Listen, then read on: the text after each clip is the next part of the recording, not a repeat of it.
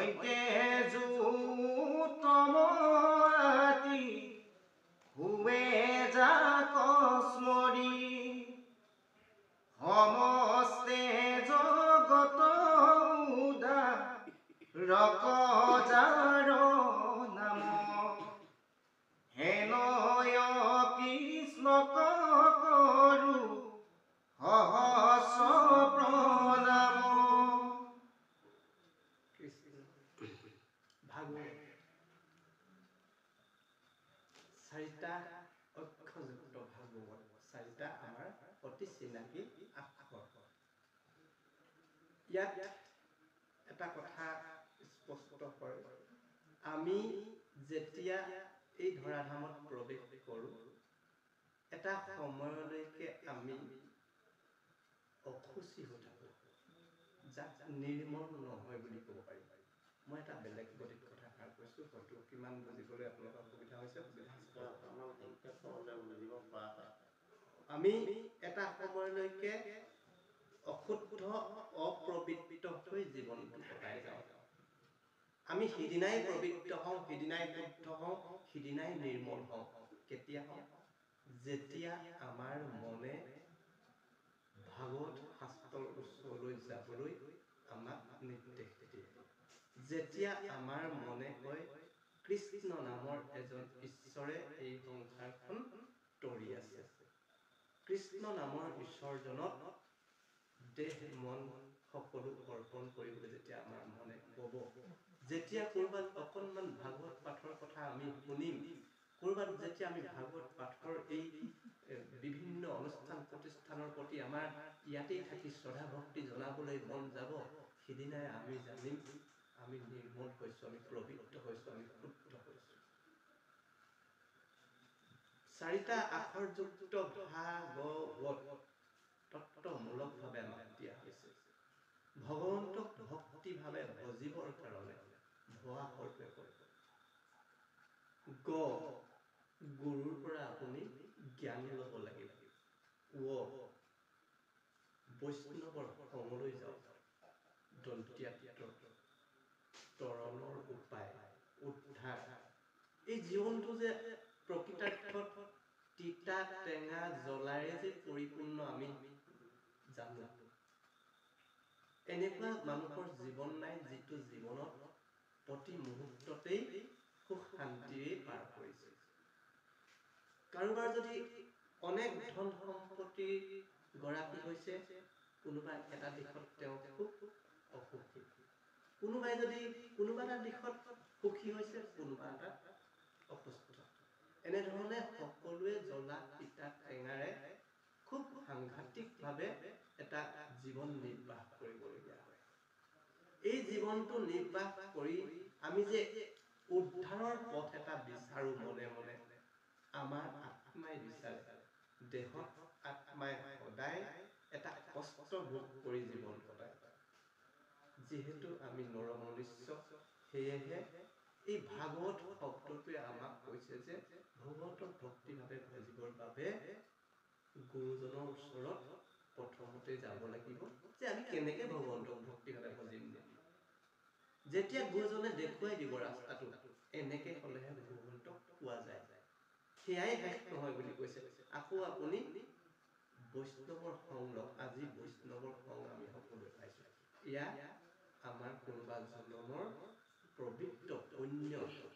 এই পুণ্যৰ কাৰণেহে আমি লগ লাগিছোঁ। তেতিয়াই গম পাব আপুনি উদ্ধাৰৰ বাবে যাত্ৰা কৰিছে। ঈশ্বৰসকল, আই মাতৃসকল, প্ৰকৃতাৰ্থত ঈশ্বৰজনে আমাক দুটা ৰাস্তা দিছে। এটা ৰাস্তাই আমি মৰিবলৈ যাব পাৰোঁ, এটাই তৰিবলৈ যাব পাৰোঁ। ইয়াত পৰীক্ষিত নামৰ যিজন ব্যক্তিৰ কথা উল্লেখ প্ৰথমতেই কৰিছে, তেখেতে এটা মহাভুল কৰাৰ কাৰণে অনুতপ্ত হৈ মৰিবলৈ গৈছিলে। গংগাৰ পাৰত মই মৰিয়ে থাকিমগৈ, মই ইমান ডাঙৰ ভুল কিয় কৰিলোঁ। তাত কিন্তু বিষ্ণু বৈষ্ণৱৰ দৰে ঋষি সদৃশ মহাপুৰুষসকলক যেতিয়া লগ পালে, তেখেতে তৰি যোৱাৰ এটা ৰাস্তা দেখিলে। সেই ৰাস্তাটো যেতিয়া পালে, সেই ৰাস্তাটো ল'বলৈ যাওঁতে এই মহাভাগৱতৰ সৃষ্টি হ'ল। সংস্কৃত মহাভাগৱততকৈ তি সৰ্বলোকেষু গীয়তেষু নতা দিবি ওৰ্ততে তিষু বেদেষু তায়তে স্বপ্নং জগত। ভা শব্দটোৱে কৈছে বোলে পোহৰ বিলাক। কেনেকুৱা পোহৰ? গটোৱে কৈছে গীয়তেষু নতা দিবি, জ্ঞানৰ পোহৰ বুলি ক'লে। কেনেকুৱা জ্ঞানৰ পোহৰ? যি জ্ঞানৰ পোহৰৰ গীতবিলাকক সনক সনন্দ আদি নাৰদ আদি সিদ্ধসকলে এটা সময়ত গাই ফুৰিছিল। পোহৰ বিলোৱা গীত, জ্ঞানৰ গীত, এই গীতবিলাক সিদ্ধ মুনিসকলে গাই ফুৰিছিলে। ওৰ্ততে তিষু বেদেষু, কি সন্নিৱিষ্ট হৈ আছে এই ভাগৱতত? কৈছে যে 3খন বেদৰ কথা ইয়াত সন্নিৱিষ্ট হৈ আছে। শেষৰখন কিয় কোৱা নাই? 4খন বেদ নহয়, শেষৰ বেদখনত কৃষ্ণৰ নাম নাই, সেই কথাখিনি ইয়ালৈ অনা হোৱা নাই। তাৰপিছত কৈছে ত্ৰয়তে স্বপ্নং জগত। এই কথাখিনিয়ে, এই গীতবিলাকেই, এই পোহৰেই জগতখন উদ্ধাৰৰ তোমাক উপায় দিব বুলি কৈছে। মাধৱ মহাপুৰুষে ঘোষাত 6টা ভাৱৰ কথা কৈছে। এই ভাৱক ভাই ভজ ভগৱন্ত ভক্তি ভাৱে। গোটেই কথাবিলাক বৰ সাংঘাতিকভাৱে মানে ভালকে আছে। আমি ইমানখিনি আপোনালোকক আমি যি পাৰিছো সেই কথাখিনিকে অকণ আগবঢ়াইছো। ইয়াত কৈছে যে প্ৰথমতে কৈছে জয় জয় কৃষ্ণ কৃপাময় মহেশ্বৰ। গুৰুজনাই আমাক প্ৰথমতেই এটা ডাঙৰ ইংগিত দি দিলে। জয় জয় কৃষ্ণ কৃপাময় দুৰ্গা বুলি কোৱা নাই, কোনোবা বিশ্বকৰ্মা বুলি কোৱা নাই।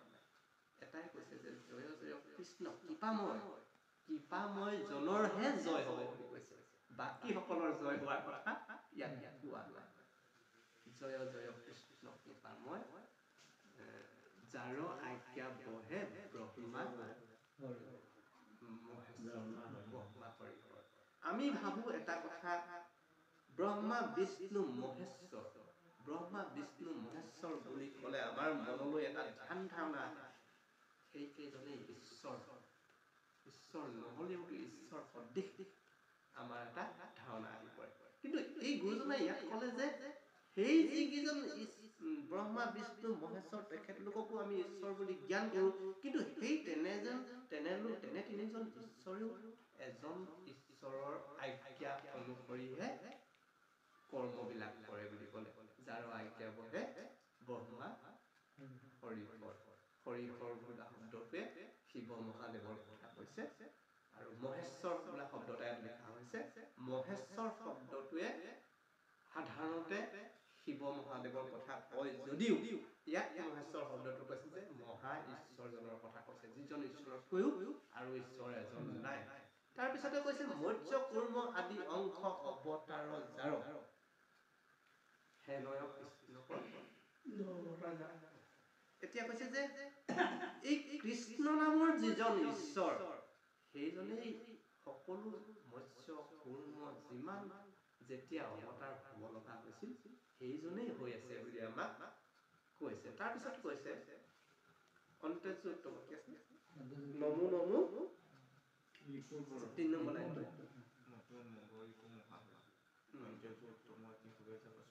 নমো নমো মধুমূৰৰ ৰিপু মহাহৰি।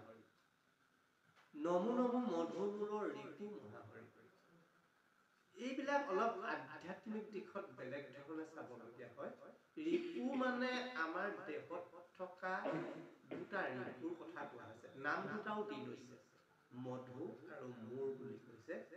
এই ৰিপুকেইটা হ'ল যিকেইটা ৰিপু আমাক সাধাৰণতে বুজিবলৈ আমি অহংকাৰ শব্দটো ব্যৱহাৰ কৰোঁ, হিংসা শব্দটো ব্যৱহাৰ কৰোঁ। এই 2টা ৰিপুক যদি আমি দমন কৰিব নোৱাৰোঁ, তেনেহ'লে প্ৰথমতেই ঈশ্বৰজনে কৈছে যে নমো নমো মধুমূৰৰ ৰিপু মহাহৰি, এই মহা ৰিপুকেইটাক দমন কৰিবলগীয়া হয়। তাৰপিছত কৈছে যে অন্তৰ্য উত্তম হোৱে হাতী জাপচ মৰি।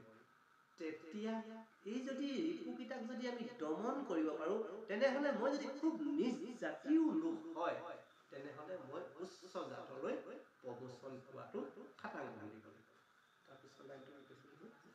সমস্ত জগতৰ উদ্ধাৰক তেওঁৰ নাম প্ৰেমৰ কৃষ্ণ সেইজনেই ঈশ্বৰ যিজনে সমস্ত জগতখনকে উদ্ধাৰ কৰি আছে। সেইজনকে আমি নমস্কাৰ কৰিব লাগে বুলি গুৰুজনাই কি দেখুৱালে আমাক একপদ শৰণ কথাটো ইয়াতে প্ৰথমতে কৈ গ'ল। একজনেই ঈশ্বৰ একদিনে নাইকে বুলি কৃষ্ণ কিবা বন্ধুকে আহিব দেই আৰু আছে প্ৰভু ভগৱন্ত ভক্তৰণ নিধি হৰি স্মৰণে আৰম্ভৰ সিদ্ধি পৰীক্ষিত মুখ্য কথা দ্বাদশ স্কন্ধৰ কৃষ্ণৰ চৰণে মনে কিংকৰ কৃষ্ণৰ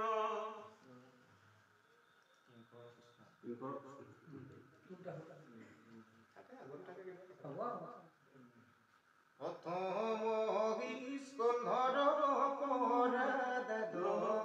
পৰ্যন্তে মহিলা ৰাজাত মহা মুনীন্দ্ৰ মহন্তে সাংক্ষেপে কৰিয়া উধাৰিয়া তাৰ হাৰ শংকৰে ৰচিলা কৃষ্ণ চৰিত প্ৰয়াৰ।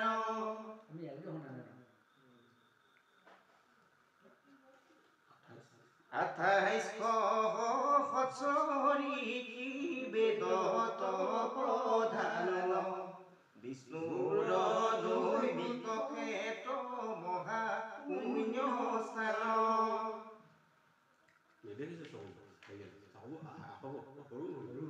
মান্য কৰি সুতক পাতিলা সত্য তথা শৌনক প্ৰমুখ্য শুনে ভাগৱত কথা।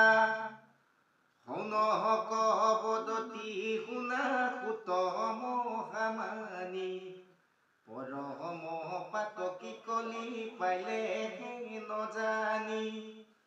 আৰম্ভিলো যজ্ঞ আশী সহস্ৰ বৎসৰ হোম ধুমে ধুৱৰ্ণ ভৈল কলে বৰ।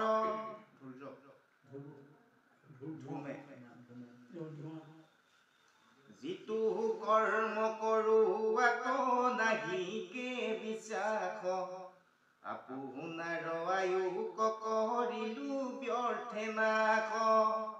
সম্পত্তি তুমি চিন্তিয়ুক মহাহিত কৰায়ুক প্ৰাণ কৃষ্ণ চৰিত্ৰ অমিত।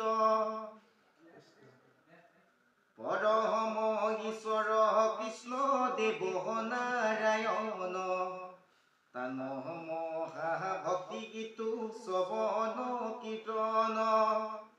ইহা কহ নজানি আন কৰ্ম কৰি মৰো কেও কৃষ্ণ কথা সুত যেন মতে তৰো।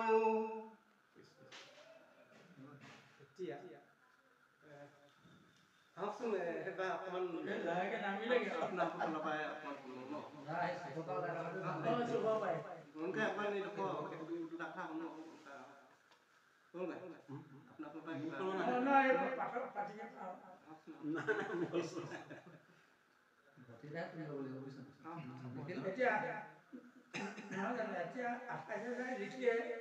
অমিত পালে আঠিয়া যায় লিখিৰ ভিতৰত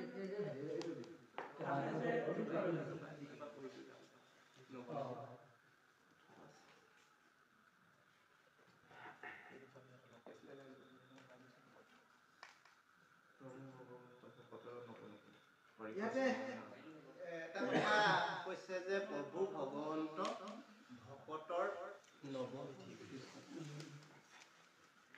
এই কথাখিনিকে অকণমান যদি আৰু আমাক জনাই দিয়ে বৰ ভাল লাগিব। আহকচোন এইডোখৰ পৰাই আহি থাকিব।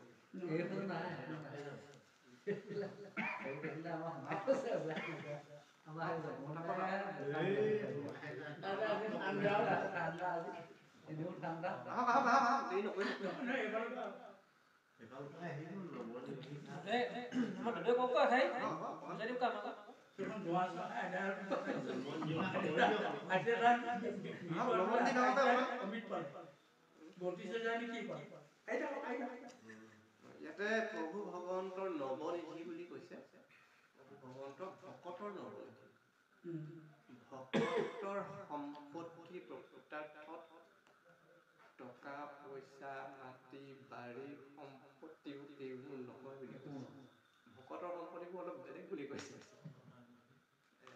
9টা সম্পত্তি আছে বুলি কৈছে ভকতৰ শ্ৰৱণ কীৰ্তন অৰ্চন বদন দাস্য সক্ষিপ্ত আত্মনিবেদন পদসেৱন এইখিনি জানিছে আকৌ শব্দটোৱে কৈছে আৰু এইখিনি ভকতৰ সম্পত্তি যিজন ভকতৰ এই সম্পত্তিখিনি আছে সেইজনৰ প্ৰতি কৃষ্ণৰ অলপ দুৰ্বলতা আছে কৈছে এই সম্পত্তিখিনিতো থাকিব লাগিব ভকতসকলে আমাক হয়তো এই সম্পত্তিখিনি প্ৰয়োজন হৈছে বুলি কৈছে তাৰপিছত ভগৱন্তৰ নৱনিধি হৰিকৃষ্ণনে আৰম্ভ হ'ব ইয়াতে মংগলাচৰণ বুলি প্ৰথমতে আমাক লেচনটোৰ নাম দিছিল মংগল যোগ আচৰণ দুটা শব্দ ইয়াতে লগাই থৈছে মংগল যোগ আচৰণ আমি আজি এই পবিত্ৰ কৰ্মভাগত পুণ্যতিথি বুলি আমি যদি ভাবোঁ এই কৰ্মভাগত আপোনালোকে প্ৰথমৰ পৰাই যদি গোটেই কথাখিনি অনুধাৱন কৰে খুব সাত্ত্বিকতাৰে আমাৰ এজন জ্যেষ্ঠ বৈষ্ণৱে ইয়াত প্ৰভু ভগৱন্তক অৰ্পণ কৰি এভাগি শৰাই অৰ্পণ কৰিছে চাকি বন্তি আদি কৰি খুব সাত্ত্বিকতাৰে এই কৰ্মভাগৰ যিটো আৰম্ভণিতে তেখেতে এই কৰ্মখিনি কৰিবলৈ যাওঁতে এভাগ সেৱা গ্ৰহণ কৰিছে আমি এই ভাগৱত শাস্ত্ৰটি ওচৰলৈ আহোঁতে গুৰুজনাই কৈছে যে মংগল যোগ আচৰণ বুলি একেলগতে লিখি পেলালে মংগল আচৰণ তাৰমানে যিজন ঈশ্বৰৰ ওচৰলৈ আমি যাম যিজন ঈশ্বৰৰ গুণানুকীৰ্তন কৰিম যিজন ঈশ্বৰৰ বিষয়ে আমি জানিবলৈ ইচ্ছা কৰিছোঁ সেইজন ঈশ্বৰৰ ওচৰলৈ যাবলৈ হ'লে আমাৰ আচৰণবিলাক বোলে মংগলময় হ'ব লাগিব মংগলময় মানে কি প্ৰভু ভগৱন্তৰ যিখিনি বিমুখী কৰ্ম সেই কৰ্মখিনি আমি এৰি থৈ যাব লাগিব আমাৰ আচৰণ শুদ্ধ হ'ব লাগিব মন পবিত্ৰ হ'ব লাগিব এই ঠাইখিনিত যে আমি বহি আছো কোনোবা এজন চেতিয়া কোনোবা এজন গগৈ কোনোবা এজন দাস কোনোবা এজন কুৰ্মী কিবা এইবিলাক আহিব নালাগিব কোনোবা এজন ডক্তৰ কোনোবা এজন কিবা কিবি এই কথাবিলাক যাতে এটা কথাই ইয়ালৈ আহিব লাগিব আমি সকলোৱে এজন ঈশ্বৰৰ সন্তান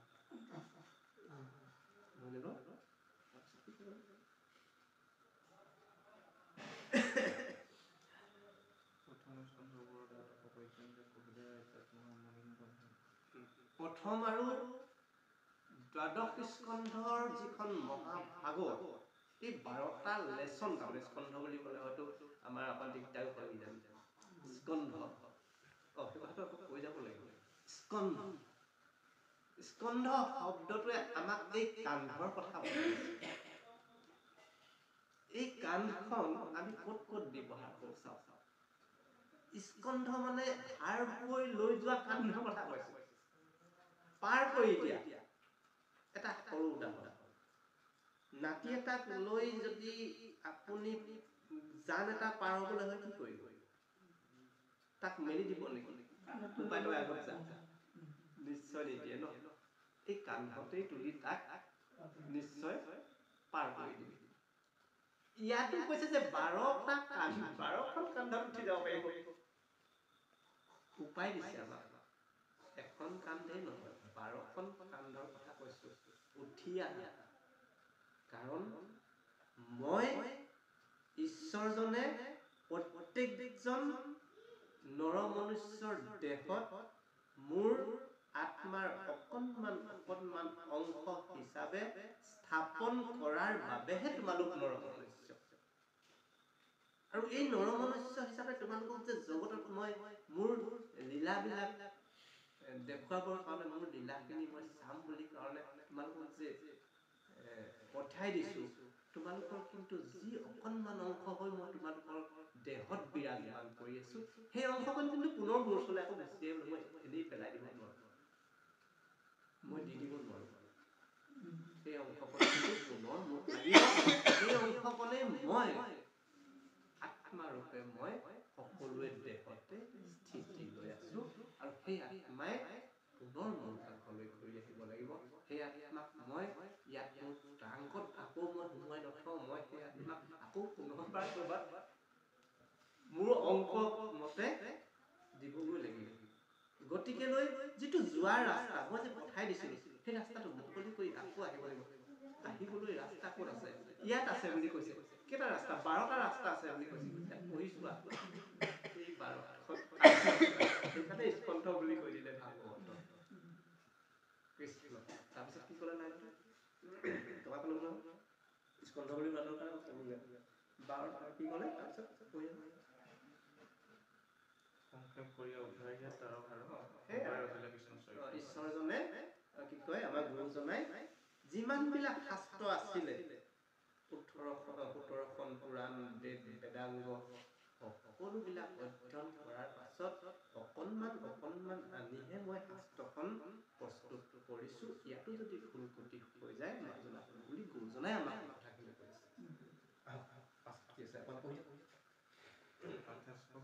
28 সহস্ৰ ঋষি বেদত প্ৰধান বুলি কৈছে। ইয়াত শাস্ত্ৰভাগী কেনেধৰণে ধৰাধামলৈ আহিবলৈ পালে এই কথাখিনি ক'বলৈ গৈ আছে গুৰুজনে যে 28,000 ঋষি বেদত প্ৰধান বুলি কৈছে। আৰু তাৰপিছত কৈছে 28 সহস্ৰ ঋষি বেদত প্ৰধান, বিষ্ণুৰ নৈমিত্য ক্ষেত্ৰ মহাপুণ্য স্থান। যে এই 28,000 ঋষিয়ে মহাভাগৱতখন দ্বিতীয়বাৰৰ কাৰণে শুনিব। প্ৰথমবাৰৰ কথাটো অহাই নাই, দ্বিতীয়বাৰৰ কাৰণে শুনিবৰ বাবে নৈমিষাৰণ্য বুলি এটুকুৰা ঠাইত সমবেত হৈছিল বুলি কৈছে। কি কাৰণে গুৰুজনাই দ্বিতীয়বাৰৰ পৰা আৰম্ভ কৰিছে পাছত হয়তো ওলাব। প্ৰথমবাৰত এখন মহাভাগৱত শাস্ত্ৰ অধ্যয়ন কৰি গ'লেই এবাৰ, দ্বিতীয়বাৰৰ কথাটো এনেকে কৈছে যে 28,000 ঋষি নৈমিষাৰণ্য বুলি এটুকুৰা ঠাইত সমবেত হৈছিলে। আৰু তাতে সৌনক নামৰ এজন মহাপণ্ডিত ঋষি, যিজনকে সভাপতিৰ দৰে আসন দি তাতেই মহাভাগৱতৰ চৰ্চা সুত নামৰ এজন ব্যক্তিয়ে এজন মহাপুৰুষে শুনোৱাইছে বুলি কৈছে। কৃষ্ণ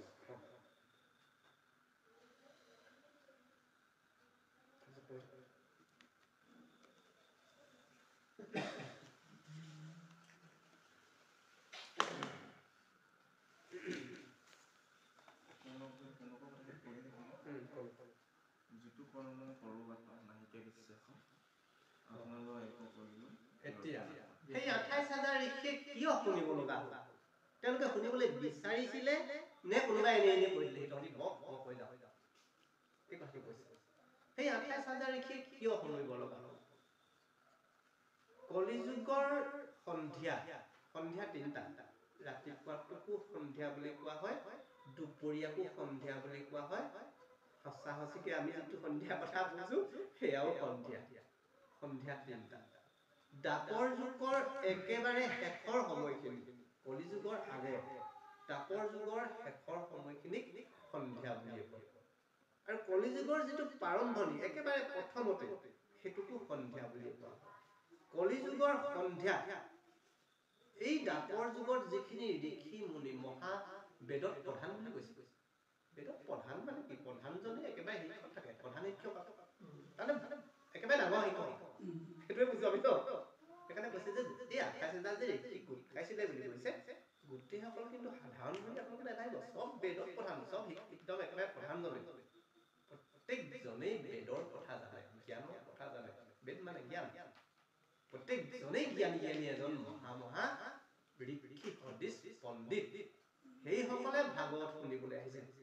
আমাৰ প্ৰশ্ন, তেওঁলোকে যদি ঋষি হয়, তেওঁলোকে যদি বেদত প্ৰধান হয়, তেওঁলোকে যদি গুৰু সদৃশ হয়, তেখেতলোকে আকৌ কিয় ভাগৱত শুনিবলৈ আহিব লগা হ'ল? গুৰুজনাই কৈছে, মইতো বেদৰ পৰা সাৰ মৰ্ম আনি ইয়াত লিখিছোঁ। নহয়, এতিয়া আমি যদি এই খাৰু চাওঁ 28,000 ঋষিমুনি শুনিছিলেই হয়, সেই লাষ্টৰ কিজনে শুনিলে না কৈ চাওঁতে লাষ্টত থকা কিজনে 28,000 মানুহৰ লাষ্টত থকা কিজনে পাঁচ বেঞ্চত থকা লাষ্ট বেঞ্চৰ কিজনে সেইবোৰ কথা উলিয়াই দিয়া মাধৱ গুৰুজনাই কৈছে, উপাসা কৰো হৃদয়ত। এই প্ৰাৰ্থনা ভাগি আছে, তেখেতে উপাসা কৰো হৃদয়ত বুলি কৈছে। উপাসনা মই হৃদয়তহে কৰোঁ। হৃদয়ে শুনিছে। এই হৃদয় শুনাটো বৰ সাংঘাতিক আছিলে। ইয়াৰ ব্যাখ্যাটো কৰিবলগীয়া মই অবিন্দ জানিছোঁ। হেৰি এটা মোবাইলত মই পাই থৈ গৈছে, এতিয়া ক'ব নোৱাৰোঁ। পৰমাত্মিক তত্ত্বটো বেলেগ, আমাৰ দেহতে গোটেইখিনি দেখুৱাই আছে, কৈ আছে। এতিয়া ক'ব নোৱাৰোঁ, মোবাইলত আছে উলিয়াই দিব পাৰোঁ, গোটেইখিনি সজাই ক'বই নোৱাৰোঁ। এতিয়া ইমান ধুনীয়া কৈ থৈ। ঠিক আছে, আমি এটা দিশতে গৈ আছোঁ। দেহাতে কৈছে, সেইকাৰণে এই মূৰ্তিভাগে দেহতত্বহে কৈ থৈছে গোটেইখিনি। ভৰি পৰা মূৰলৈকে জন্ম হোৱা সন্তান জন্মৰ পৰা আদিৰ পৰা গোটেইখিনি কৈ থৈছে। এই ভাগৱতৰ গোটেইখিনি সেইখিনিয়ে কৈছে। অন্য এখন ছবি আঁকাই ছবি এখন কৰি দিছে আৰু এইটো কথা নহয় নি? এই শেষত থকা লাষ্ট বেঞ্চত থকা 28,000 লাষ্ট বেঞ্চত তেনেকৈ নিলে যদি আমি ভাবি লওঁ সম্ভৱ নহয়। সেই বেঞ্চত থকা কেইজনমান টোপনিয়াই থাকে। এই মাজৰখিনিও নুশুনে, কল্পনা কৰিছে। এই মুৰ্তি আহোঁতে সেইফালে যে আমাৰ জয়সাগৰলৈ আহিছিলে, তেতিয়া 5-6 হাজাৰ বা 50,000 মানুহ হৈছিলে। গোটেই বিবাদৰ মানুহ থাকিবলৈ জেগা নাই। 28,000 মানুহ তাতো টোপনিয়াই আছে, হামিয়াই আছে। সেইখন ক'ত আছিলে, ক'ত কি হৈছিলে? প্ৰথম গোটেই 80,000 শুনিছিলে। তাৰপিছত আকৌ পাৰ্ট দুটা হৈ গ'ল, 32,000 নগ'ল, আকৌ 28,000 গ'ল। 80,000 কেনেকৈ শুনিছিল? সেইটোহে কথা। সেইটোতো কথা। তাৰপিছত 28,000 শুনাটোতো স্বাভাৱিক, শুনিবই। আমি অকণমান সেইফালেও যাম বুলি ভাবোঁ। আমি এতিয়া বাৰু এইফালে গৈ আছোঁ, সেইফালে যাম বাৰু। এই যে 28,000 ঋষিয়ে শুনিব লগা হ'ল, মই কৈছিলোঁ যে তেখেতলোকে এনেই শুনিম বুলি শুনিলে নে কোনোবা এজনে শুনোৱাম বুলি আহিলে, কি কাৰণে শুনিলে উত্তৰটো ওলোৱা নাই। কথাটো হ'ল কি যে কলিযুগ যে ইতিমধ্যেই পদাৰ্পন্ন হ'ব দ্বাপৰ যুগৰ পাছতে, তেতিয়া তেখেতলোক যিহেতু বেদত পঢ়া, যিহেতু জ্ঞানী ঋষি, তেখেতলোকে যজ্ঞ কৰিলে, তেখেতলোকে তপস্যা কৰিলে, গম পাইছিলে অদূৰ ভৱিষ্যতৰ কথা। তেখেতলোকে গম পাইছিলে যে দ্বাপৰ যুগ ইতিমধ্যেই শেষ হৈ গৈছে, কলিযুগৰ প্ৰাদুৰ্ভাৱ ঘটিছে। এটা কথা গম পাইছিলে যে কলিযুগৰ প্ৰাদুৰ্ভাৱ ঘটাৰ লগে লগে কলিযুগত অৰাজক হ'ব। তেখেতলোকে কৈছিলে যে আমাৰ দৰে যিসকল বেদত প্ৰধান, আমি ঈশ্বৰক ইচ্ছা কৰিলে মাতিলেই আহে, ঈশ্বৰৰ লগত আমি পোনে পোনে কথা বতৰা পাতিব পাৰোঁ, তেনেসকল লোক আমি থাকোঁতে কলিযুগৰ প্ৰাদুৰ্ভাৱ কেলে হ'ব নিদিওঁ, আমি চেষ্টা কৰিম, আমি ইয়াৰ প্ৰতিকাৰ কৰিম। সেইকাৰণে তেখেতলোকে কি কৰিলে যে ঈশ্বৰ কৃষ্ণৰ ওচৰলৈ, বিষ্ণুৰ ওচৰলৈ ঢাপলি মেলিলে। তেখেতক সুধিলে যে এটা কথা, 100টামান বছৰ তেতিয়া গৈছিলে কলিযুগৰ সোমাইছে, যে কলিযুগ যে ইতিমধ্যে আহিছে, কথাটো সঁচানে সত্যনে? বোলে সত্য। আমি যিহেতু বেদত প্ৰধান ঋষিসকল এতিয়াও জীৱিত আছোঁ, গতিকে কলিযুগটো যিটো অৰাজকতা যিখিনি হ'ব, এইখিনি মুখিমূৰ কৰিবৰ কাৰণে আমি এটা যজ্ঞ কৰিব পাৰিম। আৰু এই যজ্ঞ কৰিমেই কৰিম। আমাৰ যজ্ঞ য'তেই হয় তাতেই কিন্তু এটা ডাঙৰ কথা হয়, ঋষিসকলে য'ত যজ্ঞ কৰে তাতেই অসুৰবিলাক গৈ ওলাই গৈ ধ্বংস কৰি দিয়ে যজ্ঞবোৰ।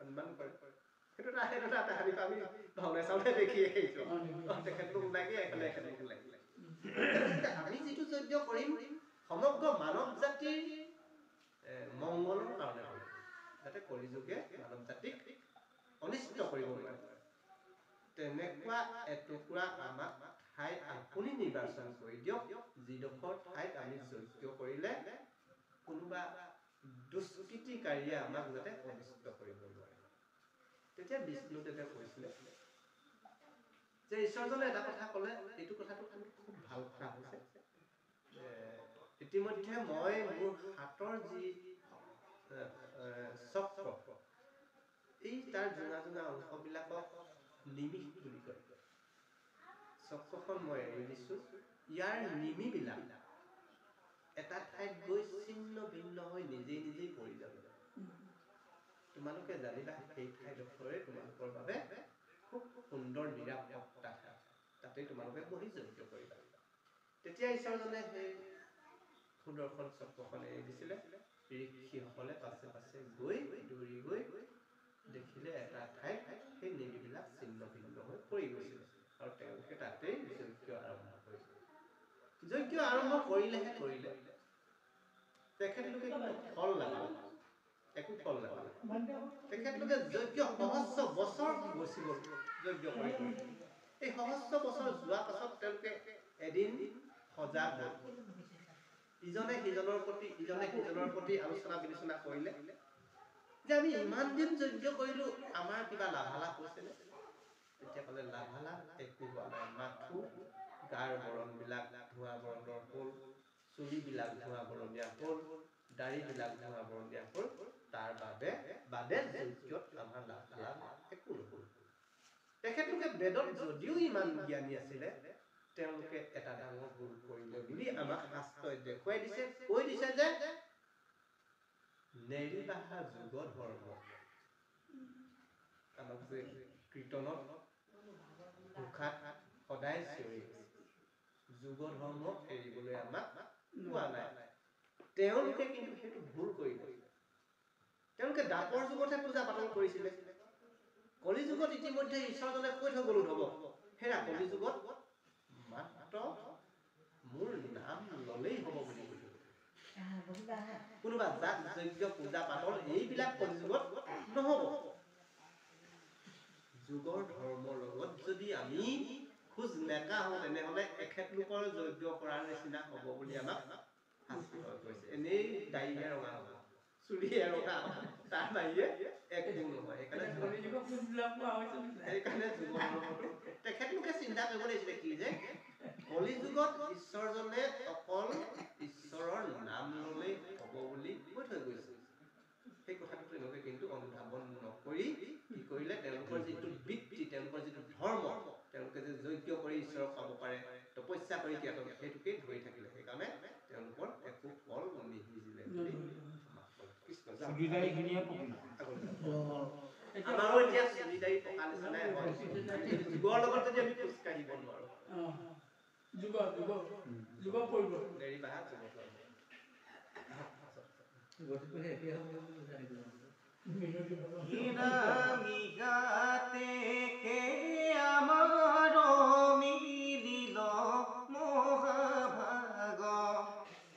তুমি মহন্ত পাইলো ভাগ্যে লাগ যত স্বৰ্গ সুখ যিটো মুখ্য সুখ মূল ভকতৰ সংগৰ অল্প কোনো হিতুল আকাশে সঞ্চৰে ৰবিৰথ যে লবায়ু সূৰ্যৰ লগত হৰৈ জগতৰ আয়ু এক ক্ষণে ক্ষণ মানে যিটো শুনৈ কৃষ্ণ কথা তাৰ বিনে আনৰ জীৱন যায় বৃথা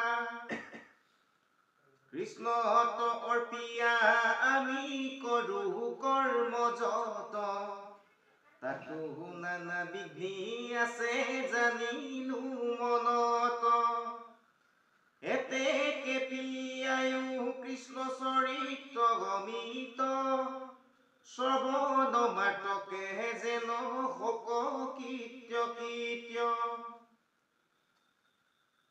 জাগ যুগ যজ্ঞ কৰি দুখ পাইলো মাত্ৰ আৱে কহিয়োক মহাভাগৱত শাস্ত্ৰ কৃষ্ণ কথা ইটো অমিতটো কৰিছাদ শুনা সুত শোক পৰীক্ষিতৰ সংবাদ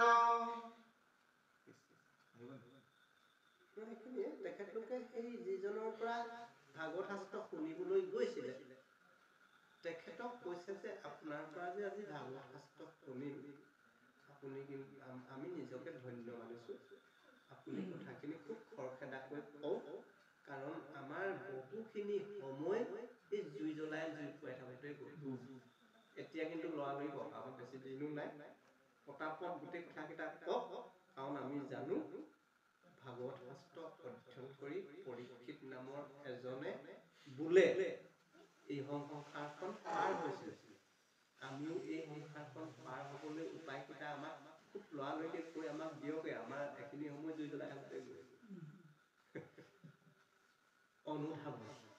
অনুভৱ যেতিয়া ভুল কৰি যোৱা হয় ভুল কৰাৰ পিছত আমাৰ অনুভৱ হয় কি হয় ইমান ডাঙৰ ভুল এটা কৰিলো এইবাৰ কিন্তু নকৌ ফটাফট যেন একেবাৰে কিবা কিবি কৰিয়ে সূৰ্যৰ লগত আমাৰ যে আয়ুসটো গৈ আছে সূৰ্য যেতিয়াই ওলাব সিদিনাই আমি এদিনৰ কাৰণে আগবাঢ়িছো একুৰা জুই ফালে দৌৰি আছে ৰাতিপুৱা অনুভৱ কোনোবা দিনা কৰিছো জানো কেতিয়াও নাই পোৱা আজি এইটো কেলে ইমান দেৰিলৈকে নাই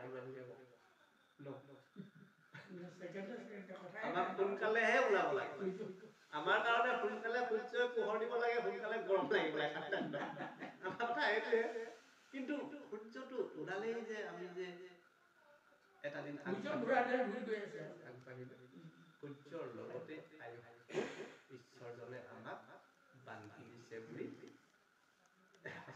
গম পাইছো কৃষ্ণ বুজি পাবা আজিকালি 12টা বজালৈকে গ'ল আমাৰ গ'লগে যাৰ ঘোঁৰা চলে আকাশৰ পথে সহাগৰা পৃথিৱী যি নীলা একে ৰথে জম্বুদ্বীপপতি পৰীক্ষিত মহাবীৰ তৰুণ কালতে কেনে তেজিলা শৰীৰ হিত্য যেন খাতে পৃথিৱীৰ ৰাজা যত কৃষ্ণত ভকত তেন্তে মহা ভাগৱত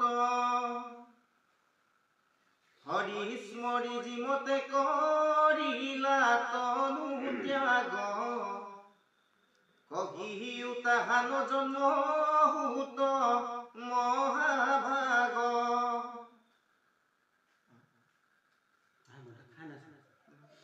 আমি গম পাইছো পৰীক্ষিত নামৰ ৰজা এজনে বৰ শান্তিৰে সমৃদ্ধিৰে এই ভাৰতবৰ্ষখন স্থাপন কৰি ৰজা হৈ দিনকাল কটাই আছিল আৰু তেখেতে খুব ডেকা জীৱনতে খুব সোনকালে এই জীৱনটো তৰণৰ উপায় এটা পালে নিজেই তেওঁ জীৱনটো তৰি ভাগৱত শাস্ত্ৰ শুনি ইপাৰ হ'ল বুলি আমি শুনিবলৈ পাইছো আমি জানো গতিকেলৈ এনেহেন যিজন ৰজা আছিল যিজন ৰজাক গোটেই ৰাজ্যৰ সৰু সৰু ৰজাবিলাকে খুব ঈশ্বৰ নিচিনাকে পূজা পাতল কৰে ভাল পায় প্ৰজাসকলেও ভাল পায় তেনেকুৱা এজন ৰজা ইমান কম বয়সতে কিয় যাবলগীয়া নতুবা তেখেতে মাত্ৰ 7টা দিন বোলে শাস্ত্ৰ ভাগৱতৰ কথা শুনিছিলে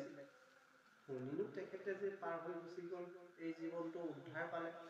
আমি যে ইমান দিন ইমানখন কষ্ট মষ্ট কৰি খৰি গোটাই জুই জ্বলাই ঘৰু ঢালি ইমানখন কৰাৰ পাছতো একো হোৱা নাই, কেৱলটো ক'ত? গোটেই কথাখিনি পতাপত গোটাই এবাৰ কওঁ।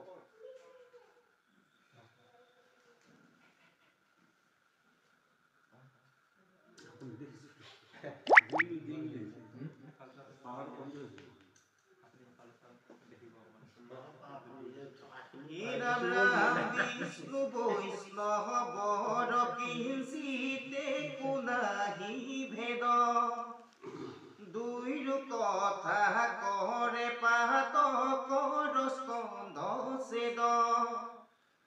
এতেকে শুনিব আমি কৃষ্ণৰ চৰিত, এহি খেতাৰিবে আৱে দুঘুৰ কলিত। দেহৰু দুৰ্লভ হুক মুনি মহাভাগ, কি মতে পাহিলন্ত পৰি শীতে তাংক দাগ। বৈকুণ্ঠৰ শাস্ত্ৰ যিটো বেদান্তৰো তত, হাত দিনে কৈলা সিটো মহাভাগৱত। কি হেতু ৰাজাক আকি দংশিলে তথ্যকে, পাইলা গতি ভাগৱত শ্ৰৱণ মাত্ৰকে। বৈষ্ণৱৰ বৃত্তান্ত শুনিবে ইচ্ছা আছে, কহিও কহুত মান কথা শুনো পাছে। হে নশুনি হুতে বিনা অন্ত অৱনত, আমি অকুলি নহেন আছিল মনত। তোমাহাৰ প্ৰশ্নে ভৈলো আজি সি প্ৰভু